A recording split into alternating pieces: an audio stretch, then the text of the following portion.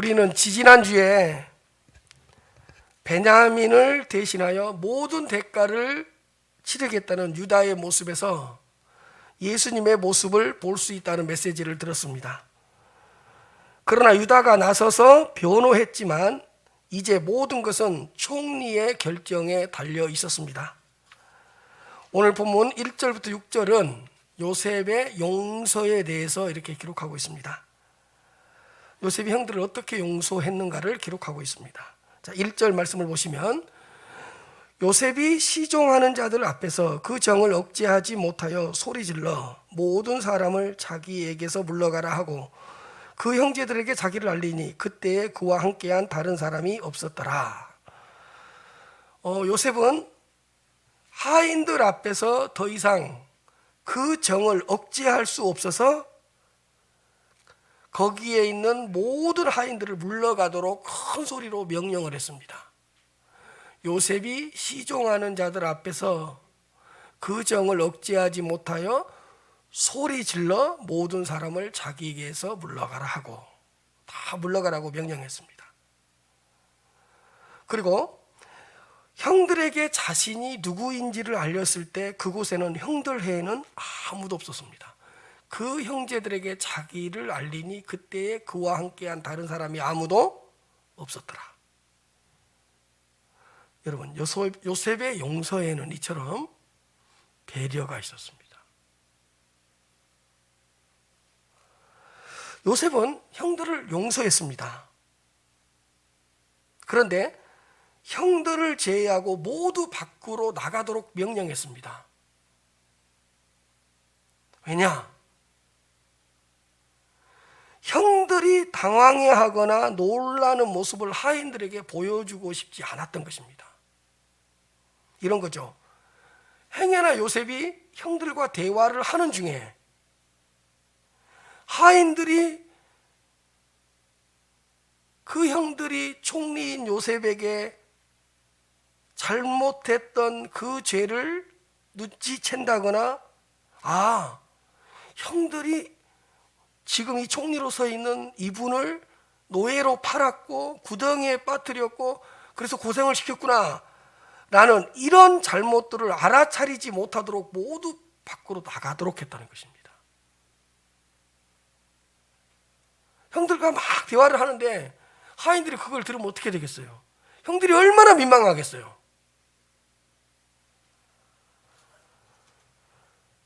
우리도 누군가를 용서할 때 이렇게 배려할 줄 아는 지혜가 있어야 되는 것 같습니다. 용서에도 성숙한 용서가 있는 것 같습니다.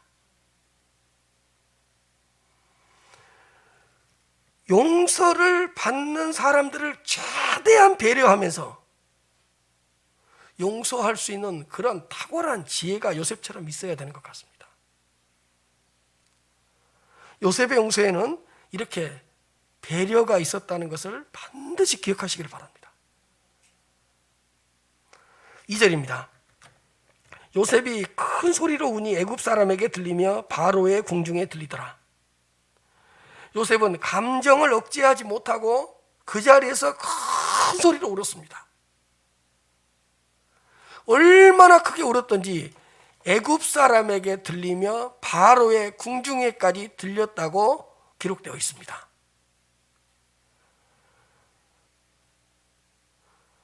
총리가 이렇게 방성대곡하자 이 소식이 막 애굽 사람들에게도 퍼졌던 것 같고 바로의 궁중에까지 이렇게 소문이 퍼졌던 것 같습니다. 여러분, 요셉의 용서에는 눈물이 있었습니다.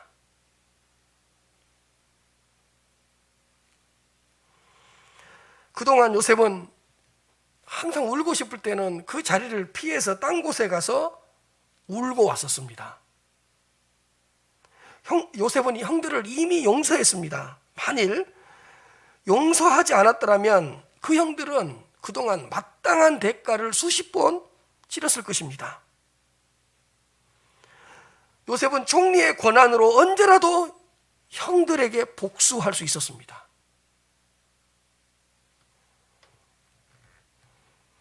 그런데 요셉은 형들이 있는 그 자리에서 눈물을 흘리면서 크게 울었습니다. 용서의 눈물이고, 내가 형들을 다 용서했어. 이렇게 용서의 눈물이고, 이제 내가 용서했으니까 형들은 나의 형이고 나는 형들의 동생이 되는 거야. 이렇게 화해의 눈물이고, 그동안의 모든 아픔과 상처를 말끔히 씻어내는 그런 회복의 눈물이었습니다.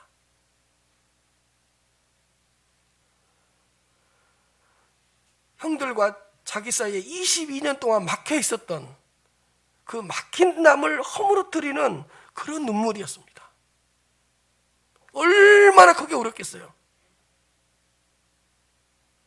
그 눈물로 증명을 한 거예요. 나는 형들을 용서했다고. 눈물은 다른 어떤 것보다 더 큰 능력이 있는 것 같습니다. 요셉의 용서에는 눈물이 있었다는 것을 반드시 기억하시기를 바랍니다. 3절입니다. 요셉이 그 형들에게 이르되 나는 요셉이라 내 아버지께서 아직 살아계시니까 형들이 그 앞에서 놀라서 대답하지 못하더라. 요셉은 형들에게 I am 요셉, 나 요셉입니다. 다 박힌 거예요. 바로 내가 요셉입니다. 그리고 곧바로 내 아버지께서 아직 살아계십니까? 물었습니다. 아버지 안부를 물었습니다. 형들이 그 앞에서 놀라서 대답하지 못하더라. 여러분 얼마나 놀랐겠습니까?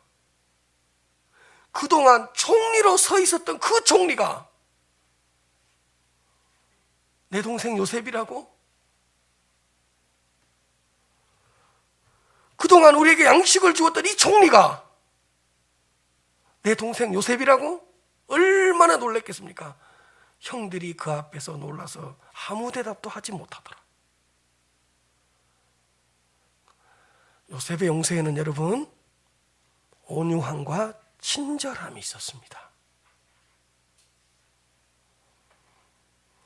사실은 그동안은 요셉은 형들을 거칠고 엄하게 다루었습니다. 본심은 아니었지만 양식을 구해서 가지고 가는 그 자루에 돈을 집어넣어서 돌아오게 만들고, 그래서 겁먹게 만들고, 은잔을 집어넣었다가 두렵게 만들고 다시 돌아오게 만들고, 그래서 막 누군가가 종으로 잡혀있다 그러고 결박을 당하겠다 그러고 동생을 위해서 모든 대가를 치르겠다 그러고 조금은 거칠고 엄하게 다뤘습니다. 그들은 그런 총리 앞에 엎드리고 감히 얼굴을 들 수 없었습니다. 그러나 요셉은 너무 따뜻하고 온유하고 친절하게 나는 요셉입니다. 나는 요셉입니다 라고 말하는 그 말투, 그 눈빛에는 뭔가 따뜻함이 있었고 온유함이 있었어요. 그리고 뭐라 그러냐, 아버지의 안부를 물은데 형들과의 친밀함과 어떤 형들과의 소속감과 형들과의 어떤 형제애를 더 느끼게 하려고 내 아버지께서 살아계십니까? 내 아버지라고 다 고백합니다. 당신들의 아버지가 내 아버지입니다. 얼마나 형들과 친밀감을 드러내는 표현이에요. 이 글자 하나가, 내자라는 이 글자 하나가 얼마나 큰 친밀감을 드러내냐고. 아버지가 살아계십니까? 그래 버리면 당신들의 아버지일 수도 있잖아. 근데 당신들의 아버지가 내 아버지인데 내 아버지가 살아계십니까? 내 아버지니까 당신들과 나는 형제들 아닙니까?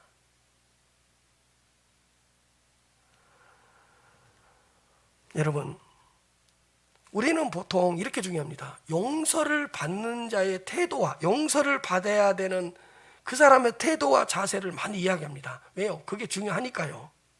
그러나요, 여러분, 용서를 하는 사람의 태도와 자세도 얼마나 중요한지 아세요?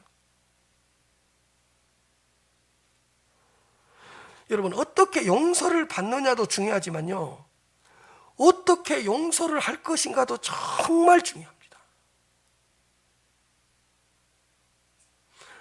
여러분, 우리 주님이 우리를 용서할 때 협박하면서 용서해요? 막 몰아붙이면서 용서해요? 막 이글거리는 증오의 눈빛을 하면서 우리들을 용서해요, 우리 주님이요? 그러지 않죠. 나는 십자가에 못 박힌 예수다. 그 예수님의 말투에는 따뜻함이 있고 온유함이 있고 친절함이 있고 그 예수님의 표정에는 뭔가 모든 것을 용서했다는 그런 표정이 담겨져 있는 거예요. 요셉은 온유한 마음으로 용서했습니다. 친밀하고 친절한 말로 용서했습니다.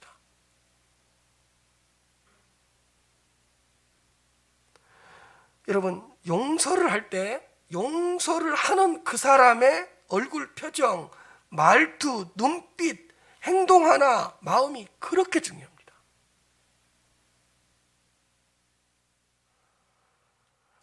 아무리 내가 너 용서했어, 용서할 거야 라고 말을 하는데 그 사람의 표정과 말투와 눈빛은 전혀 그렇게 느껴지지 않아요. 그러면 용서를 받아들이는 사람이 과연 그 사람의 용서를 마음껏 받아들이겠습니까? 여러분, 용서를 받는 자의 태도와 자세도 중요하지만 용서를 해야 하는 그 사람의 태도와 자세가 더 중요합니다.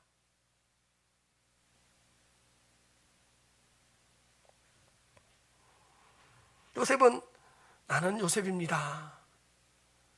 내 아버지께서 아직 살아계십니까? 라고 물었을 때 그 요셉의 표정, 그 요셉의 말투,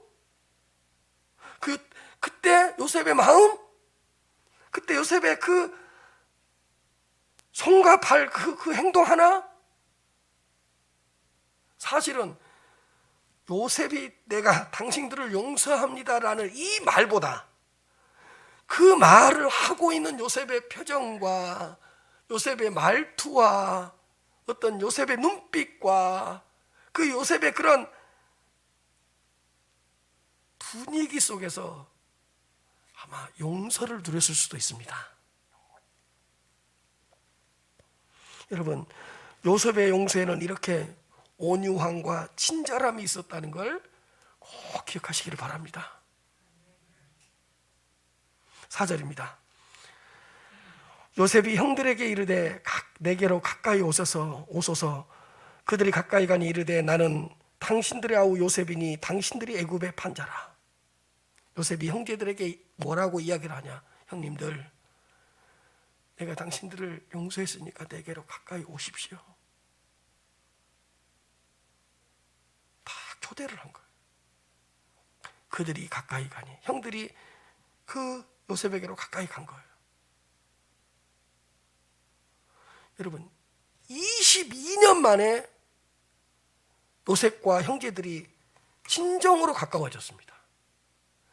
17살에 팔려서 30살에 총리가 됐으니까 13년 지났죠. 7년 풍년 지났죠. 그러면 20년이죠. 이따 조국에 뭐라고 그러는지 압니까? 흉년이 2년째인데 5년이 더 많았다 그랬어요. 그러면 22년이 지난 거예요. 22년 만에 요셉의 용서로 말미암아 형들과 드디어 형들은 요셉에게로 가까이 오고 요셉은 드디어 형들에게도 가까이 간 거예요.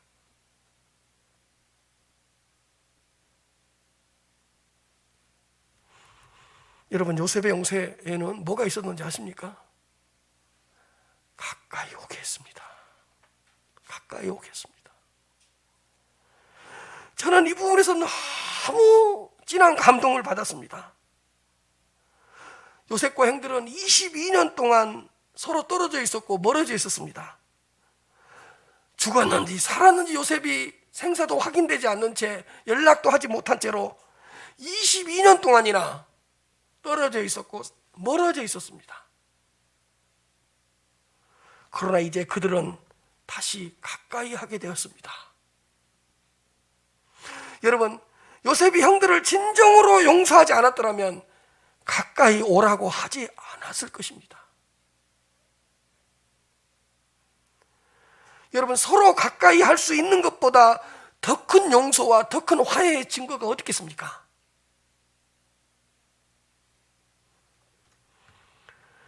여러분, 하나님께서 우리를 예수 그리스도 안에서 진정으로 용서했기 때문에 하나님은 항상 우리를 어디로 오라 그러죠?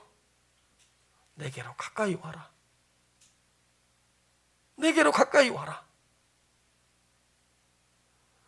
우리는 그 하나님의 용서를 받아들였기 때문에 그리스도의 십자가를 붙잡고 그리스도 안에서 하나님께로 더 가까이 나아가잖아요.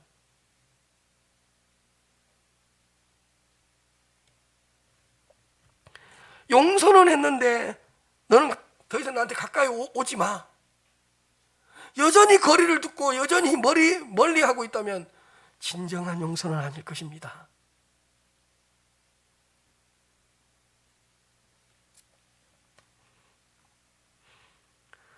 내가 용서를 받기는 받았는데 가까이 갈 수 없다면 용서를 받지 못한 겁니다.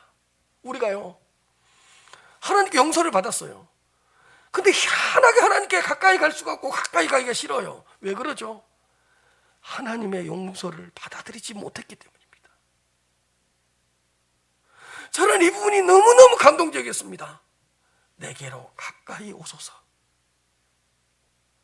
이제 내게로 가까이 오십시오. 내가 형들을 용서했습니까? 형들 나의 용서를 받아들였다면 가까이 오십시오.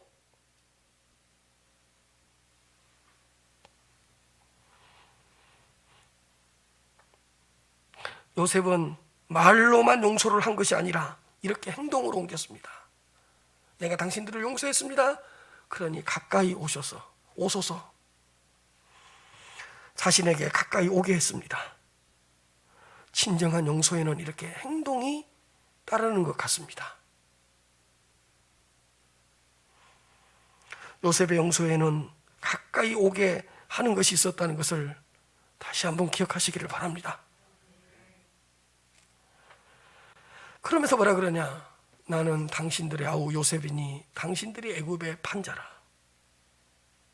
나는 당신들의 아우 그 요셉입니다. 근데 당신들이 애굽에 팔았던 그 요셉입니다. 형들의 잘못을 드러내려고 형들의 치부를 언급한 것이 아닙니다. 다 요셉이 초대를 해서 가까이 왔어요. 근데 뭔가 형들이 아직도 물음표를 던지고 있는 것 같고 궁금증을 가지고 있는 것 같아요. 그 요셉의 용서를 전부 받아들이지 못하고 있는 것 같은 느낌이 들어요. 아니 여러분, 형들의 입장에서 보면 이 상황이 지금 뭐지?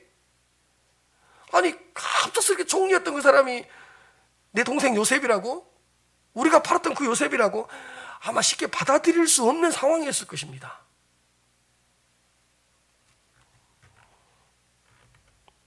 그러니까 뭔가 가까이 왔는데도 불구하고 형들은 여전히 물음표를 던지고 있고 여전히 형들 안에는 어떤 의심이 있는 거예요. 그러니까요, 얼마나 탁월한 요셉인지 압니까? 형들, 나는 당신들의 아우 요셉이요. 죄송하지만 하나 언급할게요. 나를 애굽에 팔았던, 당신들 애굽에 팔았던 그 요셉입니다. 여러분, 용서를 받아들이게 하는 것도 만만치 않습니다. 다음에 여러분, 용서를 할 때하고 용서를 받을 때 뭐가 힘든가 한번 잘 보십시오. 얼뜻 생각하면 뭐가 힘든 것 같아요? 용서를 받는 게 힘들 것 같죠? 근데 안 그래요. 용서할 때가 훨씬 힘들어요. 형들도 마찬가지였어요. 요셉의 용서를 아직까지는 완전하게 받아들이지 못하고 있는 것 같아요. 그래서 요셉이 자신의 용서를 받아들일 수 있도록 형들에게 조금 시간적 여유도 주고 어떤 분위기도 만들어주고 상황도 만들어주고 있는 것입니다. 이런 말을 통해서 용서를 받아들일 수 있는 시간을 주는 것 같아요.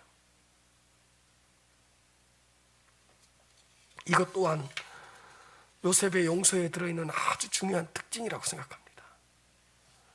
용서를 받아들일 수 있는 시간을 주는 거예요.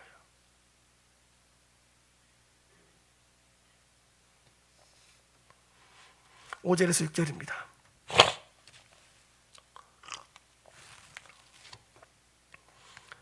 당신들이 나를 이곳에 팔았다고 해서 근심하지 마소서. 한탄하지 마소서. 하나님이 생명을 구원하시려고 나를 당신들보다 먼저 보내셨나이다. 이 땅에 2년 동안 흉년이 들었으나 아직 5년은 밭갈이도 못하고 추수도 못할지라. 당신들이 나를 이곳에 팔았다고 해서 근심하거나 한탄하지 마십시오. 하나님이 생명을 구원하시려고 나를 당신들보다 먼저 이곳으로 보내셨습니다.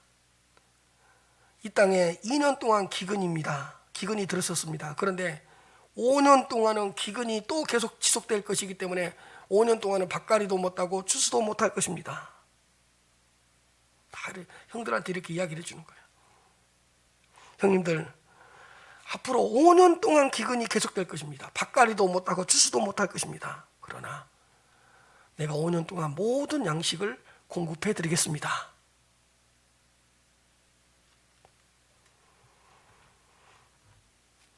여러분, 형들을 진정으로 용서했기 때문에 다가올 형들의 5년의 기근이라는 미래를 축복해 주는 거예요. 여러분, 5년 동안 기근이 지속될 것인데 미래의 영이잖아요. 어떤 기근이 오더라도 양식을 다 공급해주고 필요한 것들을 채워줄 거라고 약속을 했던 것 같아요. 여러분, 이게 왜 중요한지 압니까? 그 사람의 과거를 진정 용서했다면 그 사람의 미래를 축복해 주실 것입니다. 축복할 것입니다. 여러분, 과거를 용서했다면 그 사람의 미래를 더 축복해 주고 그 사람의 미래를 더 열어줄 것입니다.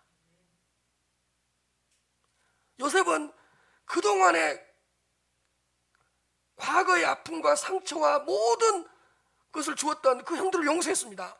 그리고 거기다 끝! 이제 알아서 해? 그게 아니라 5년 동안 당신들에게 큰 기근이 올 것이고 큰 고난이 올 것입니다. 내가 그 고난과 기근을 책임져 주겠습니다. 메시지를 보여줘야 될 것 같은데요. 요셉의 용서에는 미래를 축복해 주시는 것이 있었다는 것을 또 한 번 기억하시기를 바랍니다. 요셉은 도저히 용서할 수 없었던 형들을 용서했습니다. 세상에 용서보다 힘든 것이 어디 있을까요? 인간적으로 도저히 용서할 수 없었던 그 형들을 진심으로 용서했습니다. 형들에게 노예로 팔려서 총리의 자리에 오르기까지 여러분 13년 동안 거의 죽은 듯한 생활을 했습니다. 요셉은 13년 동안 거의 죽은 삶이었습니다.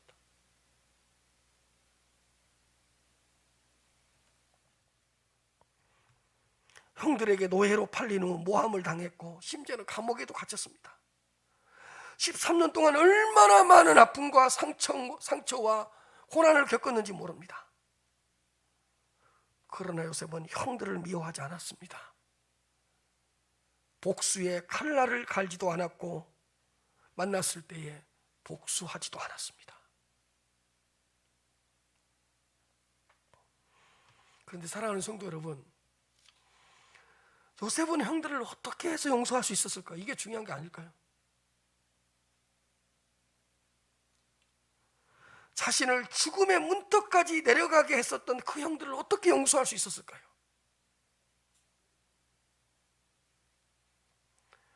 우리는 7절과 8절 말씀에서 요셉이 형들을 용서할 수밖에 없었던 이유를 찾을 수 있을 것 같습니다. 요셉의 이 고백을 통해서 요셉이 형들을 어떻게 해서 용서할 수 있었는가를 한 번 더 깨달았으면 좋겠습니다. 우리도 요셉과 비슷한 상황에 놓일 때가 있습니다, 여러분. 아니, 지금 이미 놓인 분들도 있을 것입니다. 어떤 상황이냐면 용서하고 싶은데 도저히 용서가 되지 않는 상황, 용서할 마음이 있기는 한데 용서가 잘 되지 않을 때가 있습니다.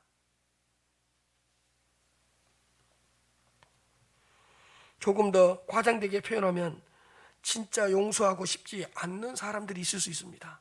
형제들 중에, 친척들 중에.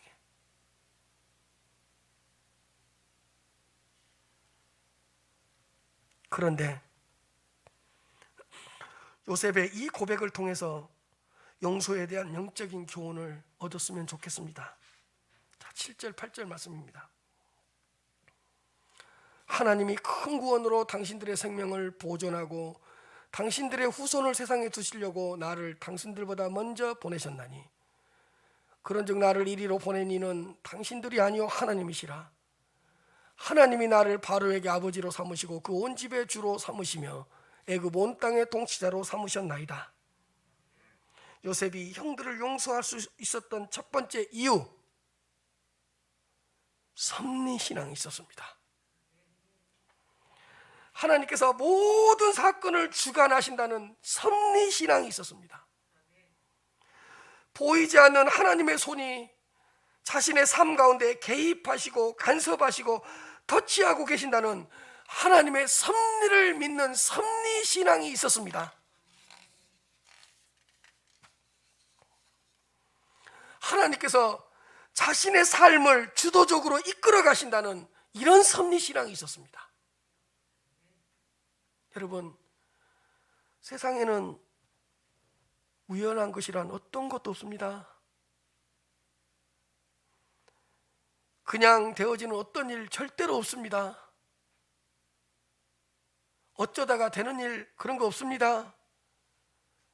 이게 우리의 운명이기 때문에, 숙명이기 때문에 그런 거 아닙니다. 팔자 소관이어서, 팔자가 이래서 이런 거 아닙니다. 모든 것은 하나님께서 이끌어 가시는 것입니다. 하나님께서 모든 사건 하나하나를 주관하시는 것입니다. 특별히 하나님의 자녀들에게는 하나님의 특별한 섭리가 있습니다. 특별한 간섭, 특별한 개입이 있다는 말입니다. 요셉은 하나님의 섭리를 깊이 묵상했습니다. 하나님의 섭리에 대한 깊은 이해가 있었기 때문에 형들을 용서할 수 있었습니다.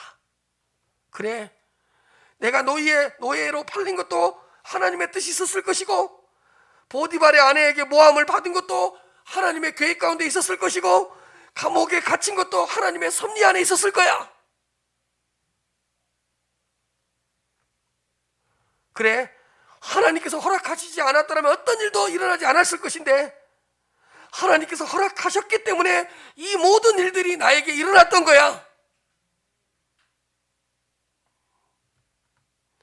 구약에서 하나님의 섭리가 가장 분명하고 뚜렷하게 드러나고 있는 것이 오늘 이 본문입니다. 하나님의 섭리에 대한 가장 뚜렷한 사건이요, 뚜렷한 고백이요, 뚜렷한 말씀이 오늘 이 7절, 8절 말씀입니다. 하나님의 섭리에 대한 신앙이 깊어지면 깊어질수록 나에게 상처를 주었던 부모님도, 나에게 아픔을 주었던 그 형제도, 그 동생도, 그 친척도 용서할 수 있는 것입니다.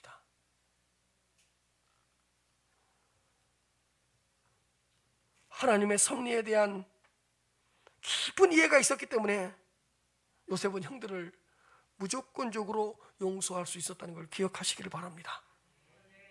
두 번째로, 저는 이 부분을 아주 중요하게 생각했습니다. 삶의 주어를 하나님으로 바꿨습니다. 이런 거죠. 삶의 주어를 내가 아닌, 다른 사람도 아닌 하나님으로 바꾸었습니다. 여러분, 오늘 본문 5절 말씀에서도 요셉이 이렇게 고백합니다. 들어보십시오. 당신들은 나를 이곳에 팔았다고 해서 근심하지 마소서, 한탄하지 마소서. 하나님이 당신들의 생명을 구원하시려고 나를 당신들보다 먼저 보내셨나이다. 당신들이 나를 판 것이 아니요 당신들을 통해서 하나님이 나를 이곳으로 보낸 것입니다. 주어를 뭘로 바꿨죠? 하나님입니다. 당신들이 아니요 나도 아니고 당신들도 아니고 하나님으로 주어를 바꿨습니다. 주어를 하나님으로 바꾸었습니다. 그리고 오늘 본문 7절 8절 말씀에서 보십시오.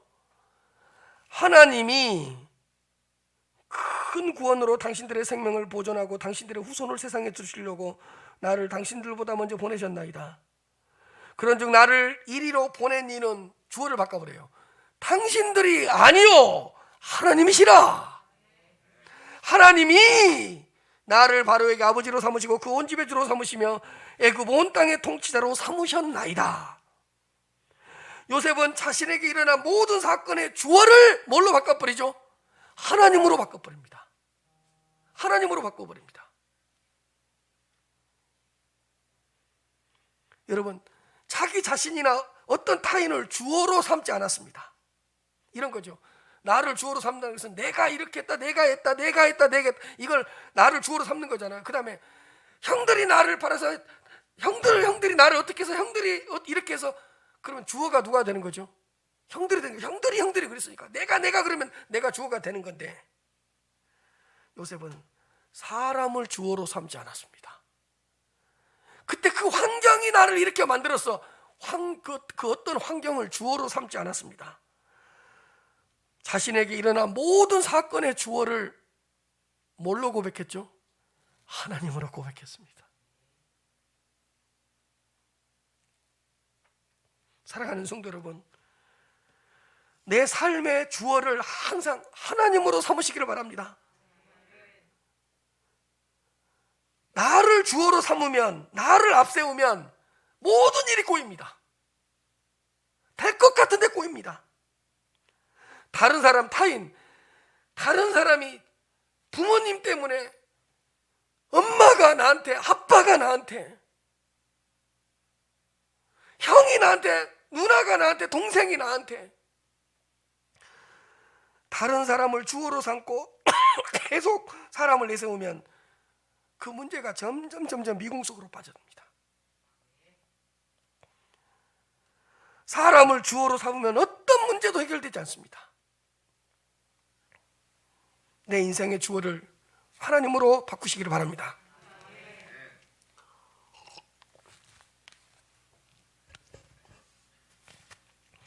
내 인생의 주어를 하나님으로 삼고 계속 하나님을 내세울 때 사람으로 인한 상처와 아픔을 치료할 수 있습니다. 하나님을 내세워야 돼. 하나님을 앞세워야 돼. 하나님을 앞세울 때 아픔과 상처를 주었던 그 사람을 용서할 수 있습니다.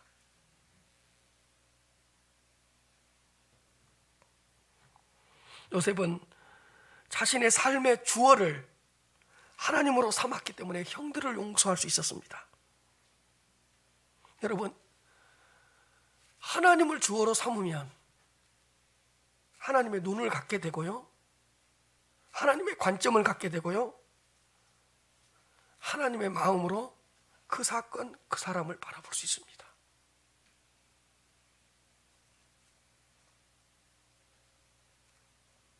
사랑하는 성도 여러분,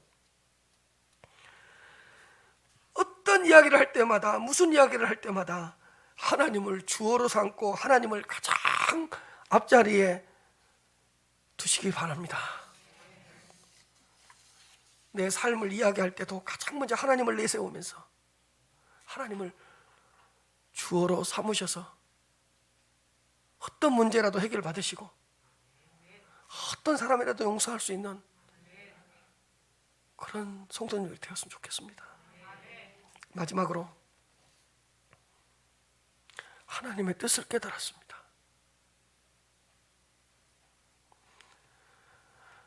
요셉은 계속해서 하나님의 뜻을 언급했습니다. 5절에는 무엇이라고 기록되어 있냐면 당신들의 생명을 구원하시려고 나를 당신들보다 먼저 보내셨습니다. 다 깨달아버린 거예요. 하나님의 뜻을. 당신들의 생명을 구원하시려고 나를 당신들보다 먼저 보내셨습니다. 7절 8절에는 당신들의 생명을 보존하고 당신들의 후손을 이 세상에 두시려고 나를 당신들보다 먼저 보내셨습니다. 요셉은 애굽으로 팔려올 수밖에 없었던 하나님의 뜻을 깨달았습니다. 13년 동안이라는 고난 속에서 애굽으로 왜 팔려왔을까? 애굽으로 내가 노예로 왜 잡혀왔을까? 하나님의 뜻만을 생각했습니다. 그리고 애굽 총리가 되었을 때도 나는 애굽 총리가 되어서 이제 성공했어, 이제 부러울 게 없어, 세상 영화에 취했던 것이 아니라 애굽 총리로 세워주신 하나님의 뜻을 깨달았습니다. 형통할 때에도 하나님의 뜻을 생각했고 13년 동안 고난의 세월 속에서도 하나님의 뜻만을 생각했던 것입니다. 왜 하필이면 내가 애굽으로 팔려오게 되었을까? 왜 하나님은 그냥 총리로 세워주지 않고 13년 동안 어떤 모함, 감옥, 그 수많은 고난을 겪게 하셨을까? 아니, 무엇을 위하여 나를 애굽이라는 이 거대 제국의 총리로 세워주셨을까? 왜 이렇게 나를 이렇게 높은 자리까지 올려주셨을까? 하나님의 뜻을 생각했어요. 물론 여러분, 기근으로부터 애굽 백성들을 살리고 애굽 나라를 살리려는 그런 뜻도 있었을 것입니다. 그러나 여러분, 하나님의 뜻은 절대로 세상적이지 않습니다. 하나님의 뜻은 언제나 영적입니다. 애굽 총리가 된 더 깊은 하나님의 뜻이 있었습니다. 예, 보십시오 여러분, 애굽 총리가 되었기 때문에 겉으로 보기에는 기근으로부터 애굽 사람들을 먹여 살려야 되고 기근으로부터 애굽 나라를 구해야 됩니다. 이건 겉으로 드러난 그런 것입니다. 그러나 하나님의 뜻은 절대로 세상적이지 않고 영적입니다. 이런 겁니다. 애굽 사람들을 기근으로부터 구원하는 것보다 하나님의 백성들의 씨앗이 될 형들을 구원하시려고 애굽 총리로 세웠던 것입니다. 할렐루야!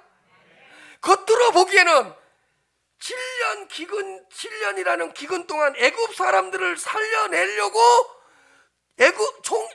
요셉을 총리로 세운 것 같지만 애굽 사람들이 아니라 하나님의 백성들의 씨앗이 될 형들을 구원하려고 총리로 세워주셨다는 것을 깨달은 것입니다. 그리고 기근으로부터 애굽 나라를 살려내는 것보다도 분명히 기근으로부터 애굽이라는 나라를 살려내야 돼요. 그러나 그 형들을 통해 이루어질 하나님의 나라, 그 하나님의 나라를 회복시키기 위해서 총리가 되었다는 것을 깨달아버린 것입니다. 저는 이 부분이 아주 중요하다고 생각합니다. 겉으로 보기에는 애굽 백성들이지만 영적으로는 하나님의 백성들의 씨앗이 될 70명의 형들의 친척과 가족을 구원하기 위해서요. 겉으로 보기에는 애굽 총리예요. 애굽 총리이기 때문에 애굽 나라를 구원해야 되지만 그 하나님의 백성들로 이루어질 그 하나님의 나라를 세우시기 위해서, 그 나라를, 하나님의 나라를 회복시키시기 위해서 요셉은 자신이 총리가 되었다는 것을 깨달아버린 것입니다.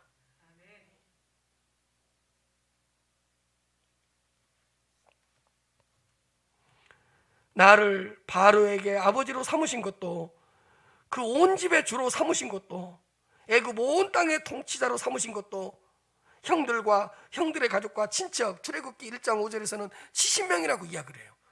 그 70명을 구원하시려는 하나님의 뜻이 있었다는 것입니다. 왜? 그 70명이 하나님 나라를 이루는 씨앗이 되고 하나님의 백성을 이루는 씨앗이 되거든요.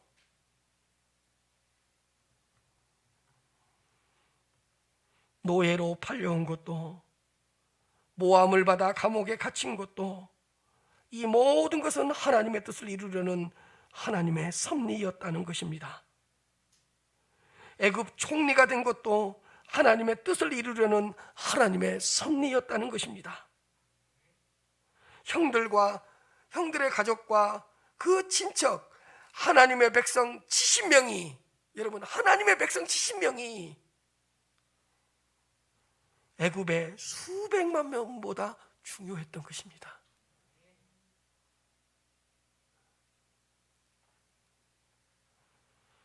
눈에 보이는 애굽이라는 나라보다 그 형들을 통해서 이루어질 보이지 않는 하나님의 나라 회복이 더 중요했던 것입니다. 할렐루야! 요셉은 이렇게 하나님의 뜻을 깨달았습니다. 하나님의 뜻을 깨달았기 때문에 형들을 용서할 수 있었습니다. 사랑하는 성도 여러분, 하나님의 뜻이 깨달아지기를 간구하시기를 바랍니다. 하나님의 뜻을 깨닫게 해달라고 기도하시기를 바랍니다. 하나님의 뜻을 깨닫는 그 순간부터 이해가 되지 않았던 그 상황이 받아들여지게 되고, 하나님의 뜻을 깨닫기만 한다면 용서하지 못할 사람도 없고 품지 못할 사람도 없습니다. 정말 하나님의 뜻을 깨닫기만 한다면 나에게 상처를 준 그 사람도 그럴 만한 이유가 있었겠지. 하나님이 그 사람을 통해서 상처를 준 이유는 뭔가 뜻이 있었겠지. 그리고 나를 아프게 한 그 사건도 자연스럽게 받아들일 수 있습니다. 하나님의 뜻을 깨달으면 긍휼한 마음이 생깁니다.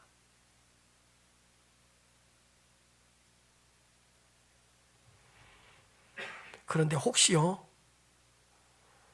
하나님의 뜻이 깨달아지지 않을 때가 있습니다.